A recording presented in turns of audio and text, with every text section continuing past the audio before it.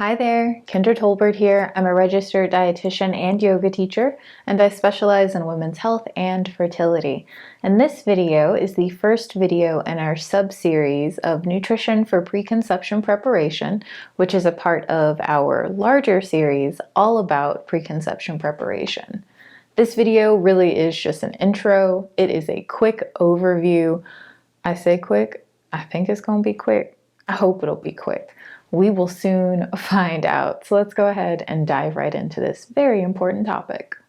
So to kick things off, I'm going to answer 3 commonly asked questions about preconception preparation nutrition. First question, why is preconception nutrition important? It's important because how you eat matters at every phase of your life, every part of the life cycle. How you eat now is going to have an impact on your health down the road. And that's no different than in the preconception period. So how you're eating now, how you're eating before you actively start trying to conceive can have an impact on the health of your pregnancy, the health of your baby, how you feel in the postpartum period, and of course, whether or not you are at a higher or lower risk for developing a chronic condition. We do have research around particular eating patterns and their association with a decreased risk of infertility and an increased risk or increased chance of conceiving and having a live birth. So we know that nutrition does influence both conception, pregnancy, postpartum, and your child's future health. Second question, when should I start making changes to my eating habits in order to support myself and prepare to start trying to conceive? As soon as possible. It's never too early to start making changes, especially if those changes are sustainable and something that you can actually do for the rest of your life. So if you are thinking of following some like 2-week detox or week-long detox or a 30-day program for fertility, well, I hate to break it to you, it's not going to have a very huge impact or a great impact. And that's because the things that have the greatest influence on our health and our reproductive health, it's not separate, are the things that we do over time and most of the time. So these quick fixes and these short diet plans really aren't going to have that great of an influence.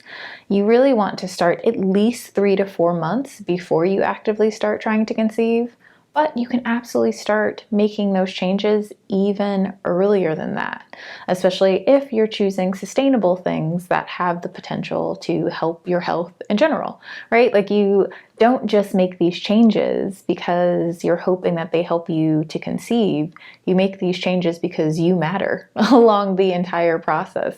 Throughout your entire life, you matter. And that's why you're making these changes. They just so happen to also improve your chances of conceiving and prepare your body for pregnancy. You matter all the time, not just because you're trying to get pregnant. Final question, which nutrients are most important during the preconception period? All of them are, my friend. All of them. I know you will see listicles that have like the 5 most important nutrients or the 10 most important foods for your fertility. But here's the truth. That's foolishness. Like you need all the nutrients that you need all the time that you need them. If you focus on those 5 nutrients or those 10 foods, what about the other nutrients? What about the other bajillion foods that provide your body with a variety of benefits? Don't fall into the trap of thinking that just because there's a list that only says these are the best or these are most important, that those are the only ones that are important.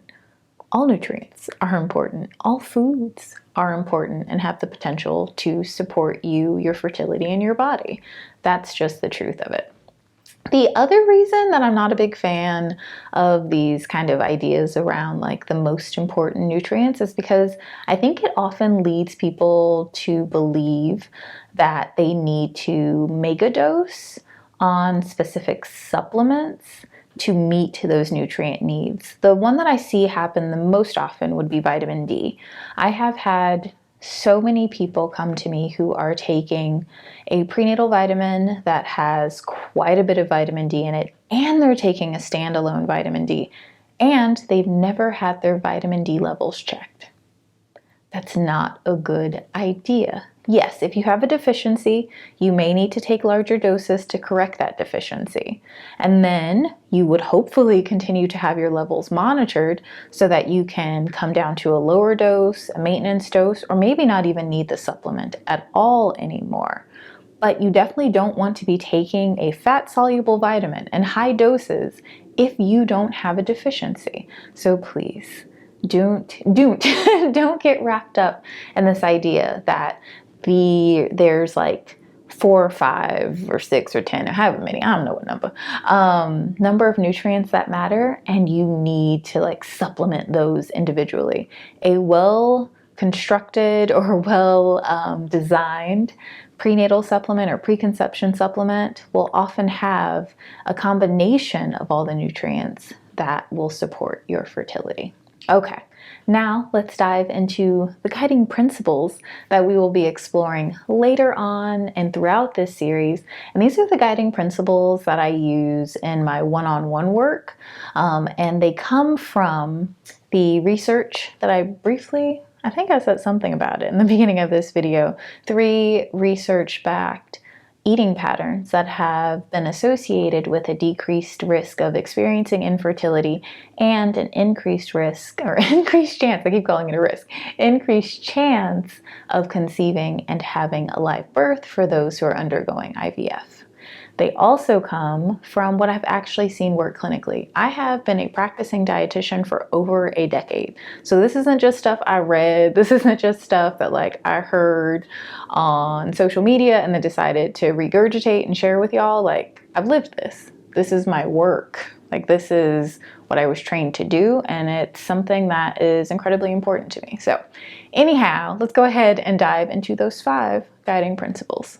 Principle number 1, prioritize pleasure. We're starting here because it really is foundational in my opinion. It's so important that we focus on the things that we actually enjoy, because those are things that we're actually going to stick with, right? If you don't enjoy a food or a beverage that's recommended to you, you're likely not going to want to eat it, and you're not going to eat it. It's important to know that you have a right to enjoy your food. We have taste buds for a reason. We are driven by desire and pleasure, and we should see that as something that is beneficial, as something that is good, not as something to ignore or deny. Pleasure is a good thing. By prioritize pleasure, yes, I mean choose the foods that you actually enjoy, choose the beverages that you actually enjoy, and I also mean really focus on adding herbs and spices and drinking teas, because that's going to add variety, that's going to add tons of nutrients, and it's going to add flavor. So it's going to make it more pleasurable. Absolutely prioritize pleasure. That is our first principle. Principle number 2, honor your heritage.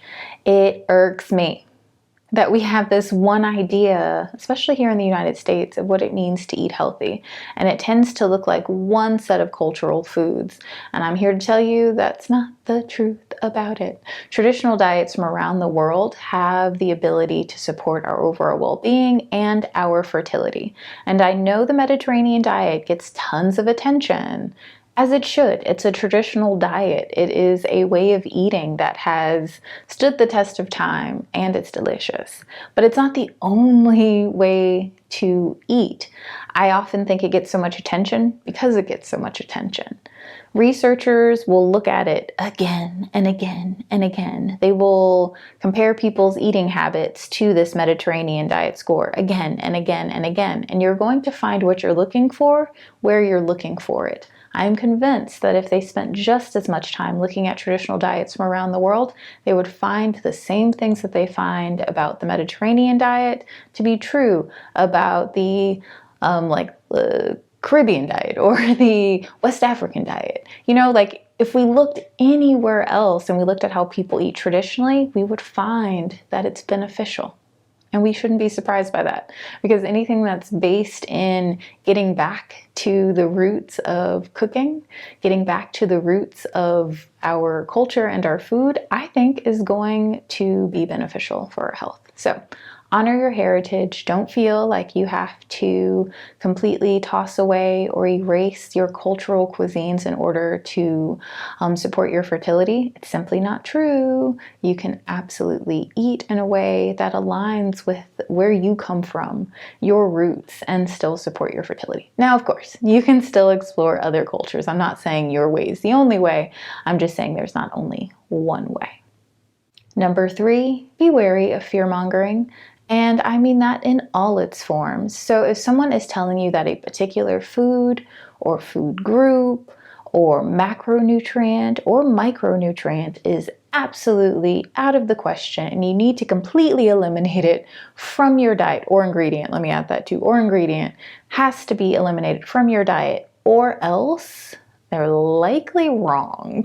There's a really good chance they are wrong. So if you have heard that you need to eliminate soy or gluten or dairy or fat or sugar from your diet in order to conceive or in order to optimize your chances of conceiving, I'm here to tell you that's likely not true. We actually have some research that shows that some of the things that are demonized on the internet are actually associated with a higher chance of conceiving for those who are undergoing IVF. So be wary of fear-mongering. There's a lot of people on the internet who parrot what they've heard from other people on the internet, and no one's actually fact-checked anyone. One of the things that drives me absolutely bonkers in the wellness world, the fertility wellness world especially, is how often they will take research and just like, I don't even know what they're doing to it. Just intentionally misunderstand it. I'm not really sure. But one particular thing that I see a lot is where a researcher will extract a particular compound out of a food and then they will inject it into a rat. And then next thing you know, the whole world is like, oh my gosh, we have to avoid the food that compound came from. Here's the thing, you're not a rat. You don't eat your food by having it injected right into your muscles. And you eat food. You don't eat individual extracted compounds. So what happens in a rat who has been injected with an isolated compound is not what happens in your body when you swallow and digest a whole food. So be wary of fear-mongering. There's just a lot of foolishness out there. And fear, I'm convinced, is not good for our health. Not when it makes us anxious, not when it makes us stressed out about every bite we put into our mouths. There we go. I got it out. All right, let's get on to our, fourth principle. Here we go. Principle number 4, fill your plate with plants. I didn't say go vegan or vegetarian. That's not necessary, although if you enjoy those sorts of things, like have at it. Or that way of eating, have at it. But that's not what I mean. What I do mean is make sure that you're getting in a wide variety of plant-based foods in all their forms. They're going to be a great source of macronutrients and micronutrients, and they just add different texture and flavor, and they make eating enjoyable. So find ways to eat more plants.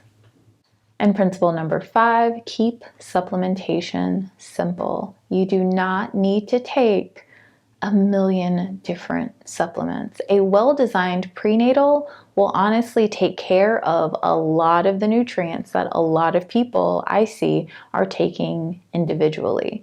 I know that you've seen those lists. We keep talking about these lists where it's like vitamin A is important, vitamin C is important, B12 is important, folic acid is important, iron is important, omega-3s are important. And I've seen where people take those lists and they buy each of those nutrients individually and they take each of them individually. You don't need to do that. You just need a well-designed prenatal supplement.